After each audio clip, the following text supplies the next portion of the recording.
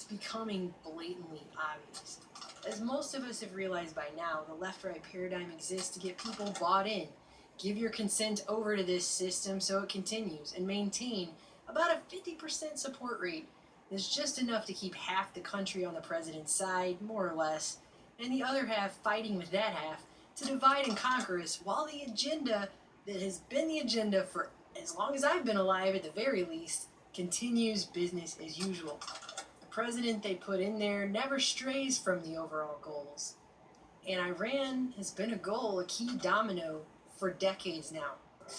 This is a memo that describes how we're going to take out 7 countries in 5 years, starting with Iraq and then Syria, Lebanon, Libya, Somalia, Sudan, and finishing off Iran.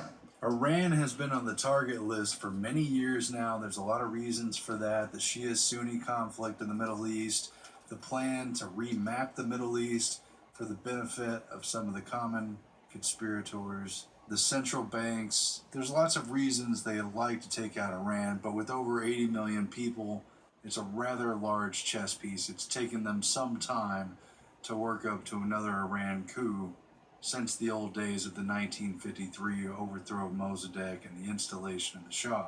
Quite clearly, the George W. Bush regime, and especially Dick Cheney, tried to instigate a war against Iran. They put them in the so-called axis of evil.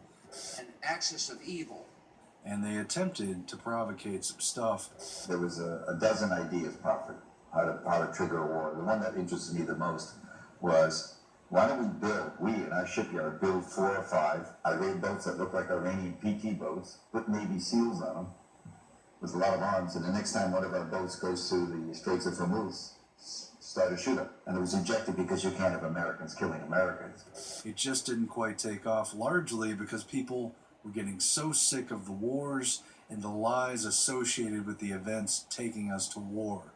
But now, after 8 years of Obama and the fresh faces in the White House, they're clearly at it again. And Trump, for his part, has been publicly salivating over this Iran war since at least the GOP debate in Las Vegas, where everyone showed how high they could jump to the tune of terror attacks and a coming conflict with Iran. But I would certainly not do first strike. I think that once the nuclear alternative happens, it's over. I'm a very militaristic person. You know, whatever happened to the days of Douglas MacArthur? I mean, he'd go and attack. I've been saying, take the oil, take the oil. Iran. The Iran deal. Is they're a terrorist nation.